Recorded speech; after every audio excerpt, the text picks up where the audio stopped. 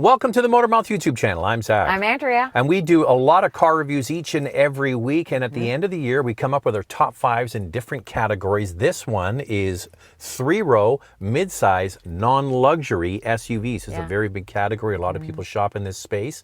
And we don't go 5, 4, 3, 2, 1. And why do we do that? Well, everyone has different needs and wants. They're buying a vehicle for different reasons. Sometimes they need a 3-row SUV, but they don't need a large one. Others want it as a big family hauler, hauling a lot of people. So we decided that we would list 5, but just in alphabetical order. And then after that, we do our honorable mentions. So let's get into it. Up first in alphabetical order is the Honda Pilot. All new, bigger, more power, updated technology, much improved and quite comfortable. And they have the new Trail version, right? Trail Sport, yeah. The Trail Sport, that's the one we had with the fun-looking blue color. The suspension on that was a little bit softer for doing off-roading. But Honda, with the CR-V, the smaller vehicle, and this Pilot, they do a lot of things really well. Yeah. Do they excel in any one part? I'm not quite sure, but boy, if you just wanted to get a vehicle and drive it and go, this does the job perfectly fine, a Pilot would be it. New updated infotainment screen, new dash, but all of the functionality that we come to expect from Pilot is all still here, and a lot of it are around the second row, right? Yeah, well, the second row, every single model except for the Trail Sport gets a bench seat. So it's an 8-passenger vehicle, and that middle seat can be removed in the second row and you can store it in the cargo area. How great is that? There are not many 3-row SUVs that are 8-passenger on the top trim with all the bells and whistles. Also, a V6 powertrain under is the available. hood is the good old 3.5-liter V6, just under 300 horsepower, 10-speed automatic transmission. Yeah. This is tried and proven technology. You're going to see a trend through the other vehicles towards turbo 4-cylinder engines. Honda still has this tried and true, and that's a major selling feature. Some cons, on the lower trims, it's kind of basic. It comes with a 7-inch touchscreen. Even on the top trim, it's 9-inch. You do get wireless Apple CarPlay and Android Auto, but on that 7-inch touchscreen, it's wired. You're not getting a deal on the Pilot, the base models, compared to other models in this class that offer more features. Yeah, so you're paying a Honda premium. All right, let's get into the specs. There's just one powertrain option. It's the 3.5-liter V6 with a 10-speed automatic transmission, 285 horsepower and 262 pound-feet of torque. In Canada, standard all-wheel drive. In the US, front-wheel drive and all-wheel drive options are available. J.D. Power gives the Pilot an overall score of 84 out of 100 and Consumer Reports 77 out of 100. Here's the price spread in Canada. We'll do the US in just a second. The base model starts at just under $54,000, and the most expensive version is the Black Edition at just under $66,000 Canadian. In the United States, the base model is $37,000, and the most expensive Elite all-wheel drive is just over $52,000.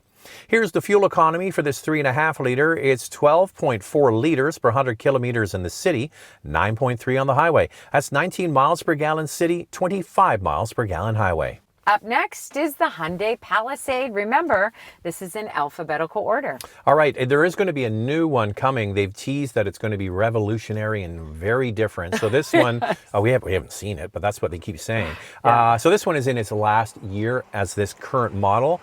It has a lot going for it. On size, it's not the biggest, but it is very roomy. It's got an elegant and stately design on the outside. It's got a sophisticated and upscale interior with a large center console. Kind of like you're flying an aircraft or cruising along in a big ship. It's got a V6 as well. It does a lot of things well. Comfortable, spacious, plenty of storage in it. I actually like the way it handles. It offers a lot of power. You're never going to find a lack of power, whether you're in the city or you're accelerating on the highway. And the Palisade offers a lot of value. It's actually priced less than some of its competitors. Some cons, It doesn't offer a bench seat on the top trim. So if you want all those bells and whistles, you're going to get captain's chairs. It's just the way it is. Also has wired Apple CarPlay and Android Auto. It doesn't get Hyundai's next generation infotainment system, but you know this new model will. And by the way, it's not going to look anything like the Santa Fe. It's going to be revolutionary. They say it's going to be totally different. So there you go. Oh, one thing. It has the cousin, the Kia Telluride. We found a big difference in the seats. Yeah. We found the Palisade seats were more comfortable than the Kia. Yeah. So there you go. Let's get into the specs. There's just one powertrain option. It's a 3.8-liter V6 with an 8-speed automatic transmission, 291 horsepower and 262 pound-feet of torque. Standard all-wheel drive in Canada. In the US, front-wheel drive and all-wheel drive options are available. J.D. Power gives the Palisade an overall score of 81 out of 100, and Consumer Reports 83 out of 100. Here's the price range in Canada. We'll do the US in just a second. The base price is $52,000 and the most expensive, $61,000. In the United States, the base model is $36,500 and the most expensive model is $53,500. Here's the fuel economy for this large 3.8-liter V6, 12.2 liters per 100 kilometers city, 9.7 on the highway. That's 19 miles per gallon city, 24 miles per gallon highway. Up next in alphabetical order is the Kia Telluride. Yeah, it's the cousin to the Palisade, built on the same platform, same engine, transmission, platform, and all-wheel drive system. So it really comes down to packaging and styling. Yeah. For me, I like this look, a more traditional, rugged-looking SUV versus the more sophisticated Palisade. But that's what they have. They have more traditional SUV look versus that. Which one do you prefer? Well, I also like the Telluride has a traditional shifter, whereas the Palisade has a button shifter. I'm a big fan of just going with a regular shifter. I like the rugged good looks of the Telluride.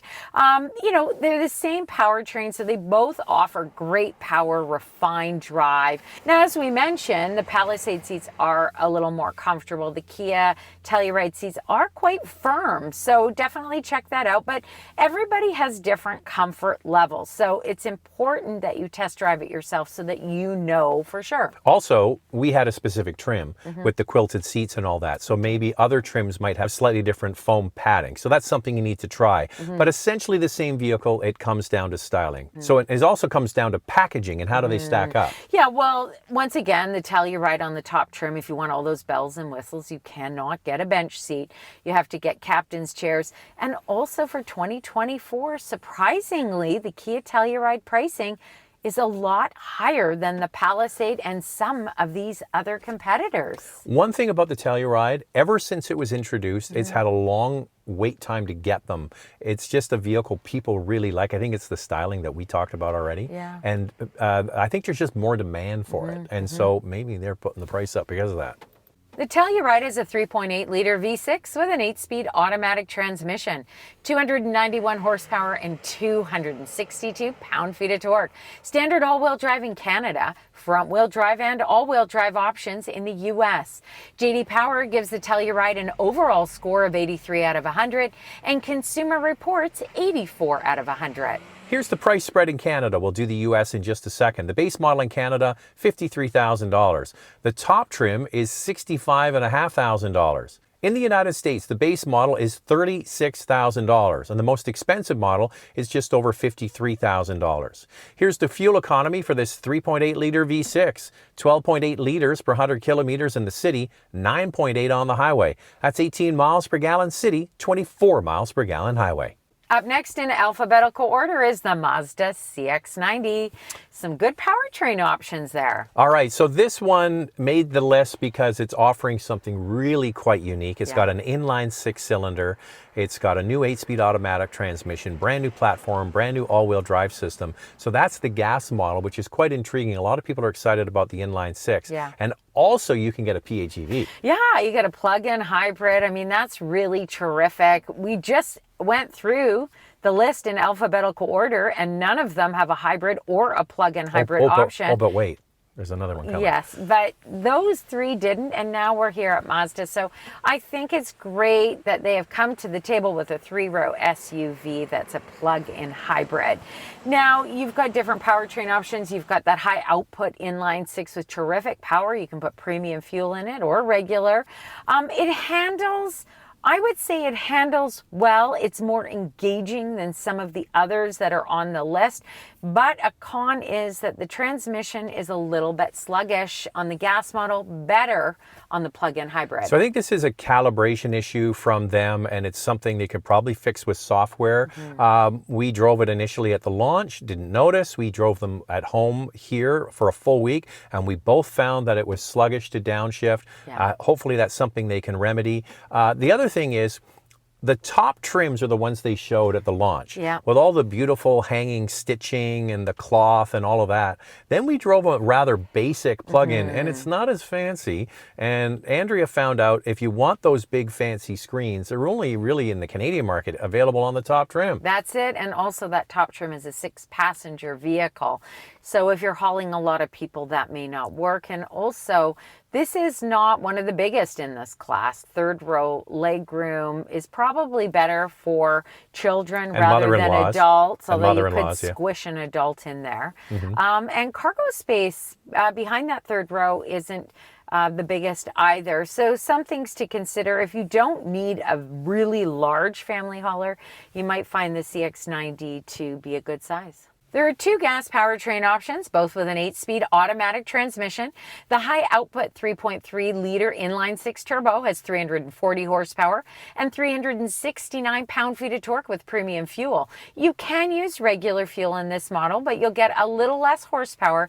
Torque number stays the same. There's also the standard engine. It's the same 3.3-liter inline-6 turbo, but with less power, 280 horsepower and 332 pound-feet of torque. Standard rear-biased all-wheel drive. The plug-in hybrid, a 2.5-liter 4-cylinder with an 8-speed automatic transmission and a combined 323 horsepower and 369 pound-feet of torque on premium fuel. You can use regular fuel in this model, but it drops it to 319 horsepower. The torque number stays the same. This plug-in hybrid gets 42 kilometers of range, 26 miles, which is not a lot for a large plug-in hybrid. We're going to give you the price range for the gas models and the plug-ins, first Canada, then the US. The base gas model starts at $48,000 in Canada and goes to $65,500. In the United States, the base gas model is $39,500 and goes up to just under $60,000. In Canada, the base plug-in hybrid is $57,000 and goes to $66,500. In the United States, the plug-in hybrid starts at just under $50,000 and goes to $57,500. Here's the fuel economy for the base inline 6-cylinder, 9.9 liters per 100 kilometers in the city, 8.4 on the highway. That's 24 miles per gallon city, 28 miles per gallon highway.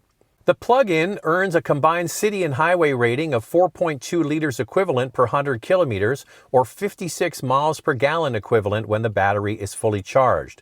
When the battery is depleted, the fuel economy drops to 9.4 liters per 100 kilometers combined or 25 miles per gallon combined. Stay tuned for our honorable mentions coming up after this last vehicle in our top 5. It goes to the Toyota Highlander and Grand Highlander. So it's actually 2 vehicles under the Highlander nameplate. So the Highlander has been around for many years, as we know, and it's available with a gas engine, a new turbo 4-cylinder, which we thought was fantastic in that. It's got the good old trusty Synergy Drive hybrid system. Yeah. And so that's been around for a long time. And then this year they came out with the Grande Highlander, the big boy. And what does that come available with? Oh my goodness, 3 powertrain options, gas, hybrid max, which is a great combination of performance and fuel efficiency. The Highlander gets updated technology, standard wireless Apple CarPlay and Android Auto. It really is a terrific vehicle. It is smaller than the Grand Highlander, so if you need a 3-row SUV where you're only using that 3rd row for small children and want something a bit smaller, the Highlander is a good option. It's priced really well, whether you get the gas model or the hybrid. And then then the Grand Highlander is there if you want a third row that will fit an adult. Yeah, the biggest, right? We have another vehicle coming up in our honorable mentions that's kind of tied for space with this one. But this Grand Highlander is very big. To Andrea's point, you maybe are overbuying, saying I'm going to get the Grand Highlander, and there might actually be a gut check, and you say, do we really need to have that vehicle? And the other thing is, there's going to be long lineups to get the Grand Highlander. The regular Highlander you might be able to get. Now, some cons about the Highlander and Grand Highlander, kind of Toyota grade interior. Some feel that Toyota interiors are quite bland. You know, I would agree with that. I think that the technology is very good in both of them. If you spend more and you get the Grand Highlander Hybrid Max powertrain, that interior is very Lexus-like. You've got the Lexus shifter. You can tell that the quality of materials are better than what you would get in the Grand Highlander gas model and hybrid, which is more Toyota-like. That hybrid system on the regular Highlander, the smaller one, is also available in the Grand Highlander. And you might think to yourself, well, that couldn't possibly be any good. We drove it in Hawaii and we were like, you know what? That's the one you want for just cruising around town, taking the kids to school and to activities. The highway cruiser, it wouldn't be my choice. That would be the Hybrid Max. Yeah, I agree with that. But the fuel economy on that 2.5 liter hybrid is terrific for such a large vehicle. So I think that if your main goal is to just have a more fuel efficient vehicle, the 2.5 liter hybrid for the Highlander or the Grand Highlander is really the way to go, in my opinion. Also, there's so much to talk about with these two, now one combined Highlander brand, is the base engine, the gas. If you just want gas, you don't forget about the hybrid stuff, just the gas. The new 2.4 liter turbocharged 4-cylinder, I was shocked in the regular Highlander about how good it is calibrated, because it has to work with the transmission really well, and it does that. And when we drove it at the launch, the Grand Highlander in Hawaii, I even said to Andrea, that's the one I would pick, is the base model. Yeah, he really liked that. I think it's a good one as well. Now, we've gone through all the pricing of the vehicles before, and when you look at the pricing of the Grand Highlander as well as the Highlander, you know, you'll say to yourself, wow, there's some pretty good value here for a 3-row SUV. I mean, you don't have to get the Hybrid Max, which is one of the most expensive in this category, but you get a large vehicle, you get a performance-based hybrid system with some pretty good fuel economy, and it ends up being about $3,000 Canadian more than some of these vehicles like the Telluride or the Honda Pilot, which are gas models, no hybrid. So one thing about this Hybrid Max is it's got a 6-speed automatic transmission. The regular hybrid, the one that's in the Highlander and available in the Grand Highlander, is the CVT-based system. So that's one of the reasons why they give you the performance aspect. It's kind of replacing what you would get with a V6. I don't know, there's a lot to unbox there. So what I would do is I would back this video up and listen to it all again. So there's Highlander, there's Grand Highlander, there's some shared engines, and a special one,